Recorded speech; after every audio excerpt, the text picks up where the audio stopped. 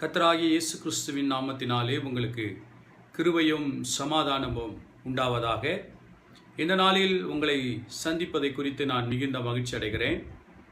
இந்த நாளில் நமது தலைப்பு தேவனின் அவயவங்கள். கடந்த பகுதியிலே நாம் 3 காரியங்களை குறித்து நாம் பார்த்தோம். தேவனுடைய அவயவங்கள் என்று சொல்லி 3 காரியங்களை குறித்து நாம் பார்த்தோம். இன்று கூட இன்னும் ஒரு 2 காரியத்தை பார்த்து நாம் ஜெபித்து முடிக்கப் போகிறோம்.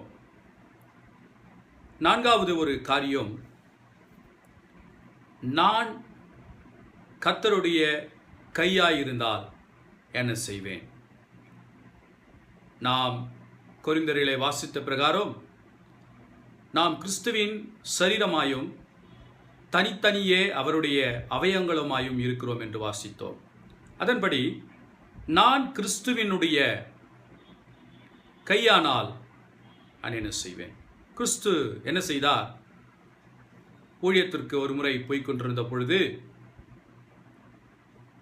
இயேசு கிறிஸ்து கரையிலேயே தங்கிவிடுகிறார். தூதர்கள் எல்லாம் படவில் ஏறி இக்கரையிலிருந்து அக்கறைக்கு போகிறார்கள். திடீரென்று நடுஜாமத்திலே புயலும் அங்கு காற்றும் வீசிக்கொண்டிருக்கிறது. நடுஜாமம் ஆன பொழுது இயேசு கிறிஸ்து தண்ணீர் மீது நடக்க ஆரம்பித்து அந்த படவின் அருகாமையில் வருகிறார். சீடர்கள் எல்லாம் அதை பார்த்து அது ஒரு ஆவி என்று சொல்லி பயப்படுகிறார்கள். பயப்படாதிருங்கள், நான் தான் என்று இயேசு அவர்களை திடப்படுத்துகிறார். அப்பொழுது பேதுரு, நீர் தேவனே ஆனால் நான் உம்மண்டைக்கு நடந்து வரும்படிக்கு எனக்கு உதவி செய்யும் என்று கேட்கிறான். இயேசு அவனை பார்த்து சொல்கிறார், நடந்து வா என்று அவனுக்கு சொன்ன பொழுது பேதுரு படகிலிருந்து இறங்கி தண்ணீரின் மீது நடக்க ஆரம்பிக்கிறான். பேதுரு தன்னுடைய கண்களை இயேசு கிறிஸ்துவின் மீது வைத்து விசுவாசத்தோடு அவன் நடக்க ஆரம்பித்த நேரத்தில் அவன் கடலுக்குள்ளாக மூழ்காமல் அவன் நடந்து சென்றான். திடீரென்று பேதுரு அந்த அலைகளை பார்த்து அவன் விசுவாசத்தை இழந்து போய் அவன் பயந்ததினாலே தண்ணீருக்குள் மூழ்க ஆரம்பித்தான். இயேசு உடனே தன்னுடைய கரத்தை நீட்டி அவன் கரத்தை பிடித்து அவர் தூக்கி எடுத்தார். பிரியமானவர்களே, பேதுரு விசுவாச குறைச்சலில் அவன் மூழ்கி கொண்டிருக்கும் பொழுது இயேசு கிறிஸ்துவினுடைய கரம் அவன் கரத்தை பிடித்து அவனை தூக்கி திடப்படுத்தி அவனை ஒரு விசுவாசத்திற்குள்ளாக, ஏன் சந்தேகப்பட்டாய் என்று சொல்லி இயேசு கிறிஸ்தவனை திடப்படுத்தி அவன் விசுவாசத்திற்குள்ளாகவே இருக்க வேண்டும் என்று சொல்லி அவர் விரும்பின காரியத்தை நாம் பார்க்கிறோம். பிரியமானவர்களே, அநேகரை இயேசு இப்படியாய் விசுவாசத்தில் நிலைப்படுத்தி வைத்திருக்கிறார்.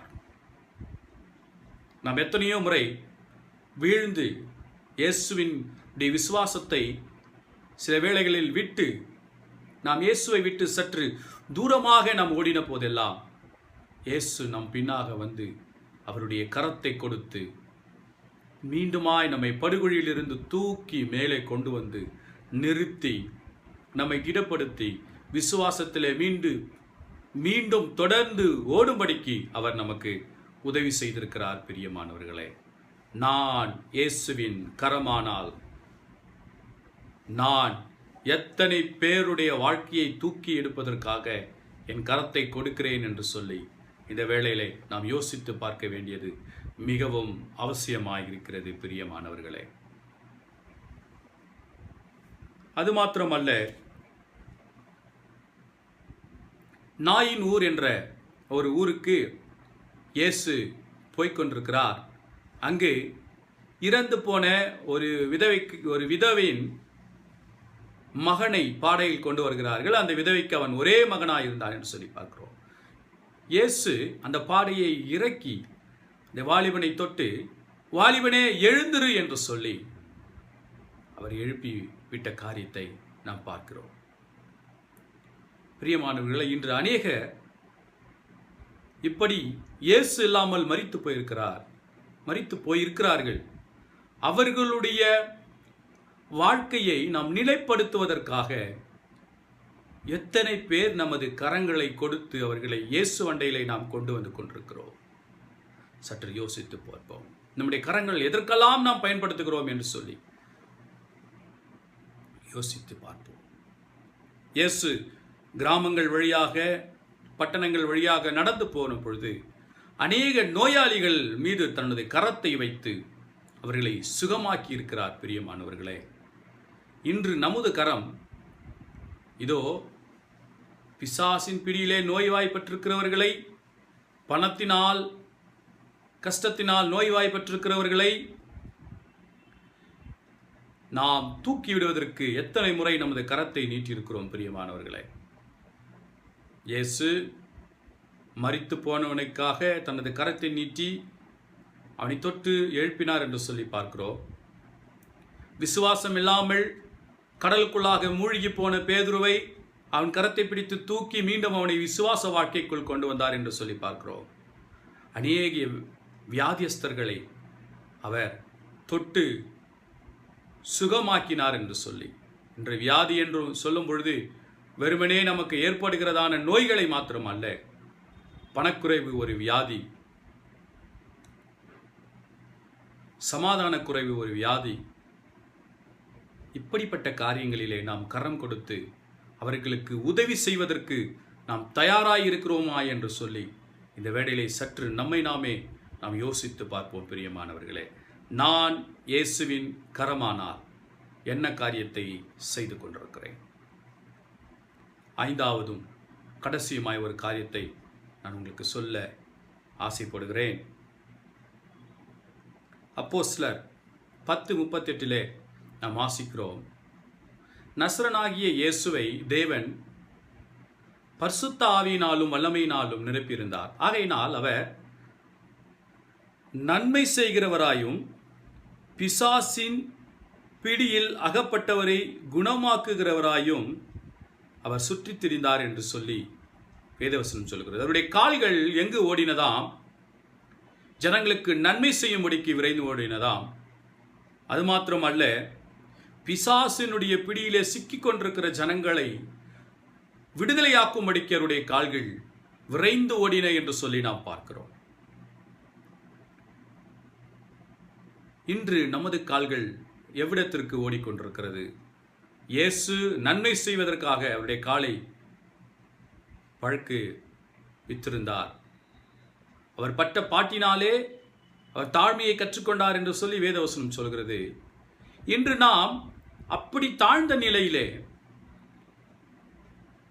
நலிவுற்ற ஜனங்களை நோக்கி நம்முடைய கால்கள் ஓடுகிறதா? அவர்களுக்கு நன்மை செய்யும்படிக்கு ஓடுகிறதா?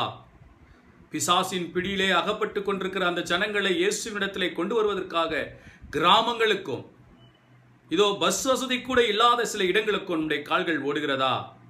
அல்லது பேருக்காகவும் புகழுக்காகவும் பட்டணங்களில் இருக்கின்ற திருச்சபைகளை தேடி நமது கால்கள் ஓடுகின்றதா? நாம் சற்று சிந்தித்து பார்ப்போம். அது மாத்திரமல்ல, ஒரே ஒரு ஆத்துமாவிற்காக இதோ யூதர்களால் புறக்கணிக்கப்பட்டு யூதர்கள் ஒரு நாளும் கடந்து செல்ல முடியாத பட்டணமாகிய சமாரியா பட்டணத்திலே தன்னுடைய கால்களை இயேசு கிறிஸ்து பதிக்கிறார். யோவான் 4ஆம் அதிகாரத்திலே நாம் வாசிக்கிறோம், சமாரிய ஸ்திரீ யாரும் இல்லாத நேரத்தில், யாரும் தண்ணீர் எடுக்க வராத நேரத்திலே வந்து அந்த யாக்கோபின் கிணற்றிலே அவள் தண்ணீர் எடுத்துக்கொண்டு போகிற ஒரு மகளாக காணப்பட்டால், அந்த மகளை சந்தித்து அவளை ரட்சிப்புக்கு நேராக நடத்த வேண்டும் என்று சொல்லி இயேசு கிறிஸ்துவினுடைய கால் விரைந்தோடினது. அந்த ஒரே ஒரு ஆத்துமாவிற்காக இயேசு அன்று சமாரியா பட்டணத்திற்கு சென்றார் என்று சொல்லி வேத வல்லுநர்கள் சொல்லுகிறார்கள்.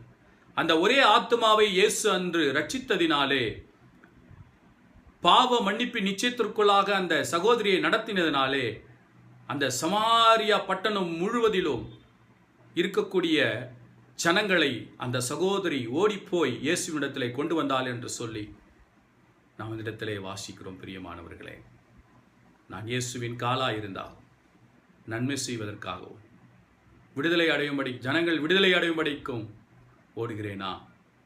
இதோ அழிந்து போகிற ஆத்துமாக்களை நோக்கி என் கால்கள் ஓடுகின்றதா என்று சொல்லி இந்த வேளையில் சற்று நாம் யோசித்து பார்ப்போம். பிரியமானவர்களே, இதோ வேதவசனம் அப்படித்தான் சொல்கிறது. நீங்கள் கிறிஸ்துவின் சரீரமாயும் தனித்தனியே தேவனுடைய அவயவங்களுமாயும் இருக்கிறீர்கள் என்று சொல்லி வேதவசனம் சொல்கிறது. இந்த நேரத்திலே சற்று இந்த இரு காரியங்களையும் நம்முடைய மனதிலே இருத்துவோம். இந்த வேளையிலே நாம் ஜெபிக்கப் போகிறோம். நம் ஆண்டவரிடத்திலே கேட்போம், ஆண்டவரே, நாங்கள் உங்கள் அவயவங்களானால் நீர் செய்கிறபடி நாங்கள் செய்கிறோமா என்று சொல்லி நம்மை நாம் ஆராய்ந்து பார்ப்போம். நாம் ஜெபிப்போம். எங்கள் மகா பெரிய ஆண்டவரே, உமது அன்பின் குமாரனும் எங்கள் அருமை இரட்சகருமாகிய இயேசு கிறிஸ்துவின் நாமத்திலே உம்முடைய சமூகத்திலே வருகிறோம். ஆண்டவரே, நாங்கள் எல்லாம் உங்கள் அவயங்கள் என்று சொல்லி வேதவசனம் சொல்கிறது. ஆண்டவரே, ஆண்டவரே, நீர் செய்தபடியே செய்ய, ஆண்டவரே, நீர் காட்டின வழியிலே நாங்கள் நடக்க எங்களுக்கு உதவி தாரும். ஆண்டவரே, எங்களுடைய ஒவ்வொரு ஆண்டவரே காரியங்களிலும் கிறிஸ்துவாகிய உம்மை வெளிப்படுத்த உதவி தாரும். தாழ்த்துகிறோம் ஆண்டவரே, எங்களை வெறுமையாக்கி உம்முடைய பாதத்தை அர்ப்பணிக்கிறோம். நாமத்தை மேன்மைப்படுத்த உதவி செய்யும். கிறிஸ்து இயேசுவின் மூலமாய் ஜெபிக்கிறோம் பிதாவே, amen. Thank you. God bless you. கர்த்தர் உங்களை ஆசீர்வதிப்பாராக.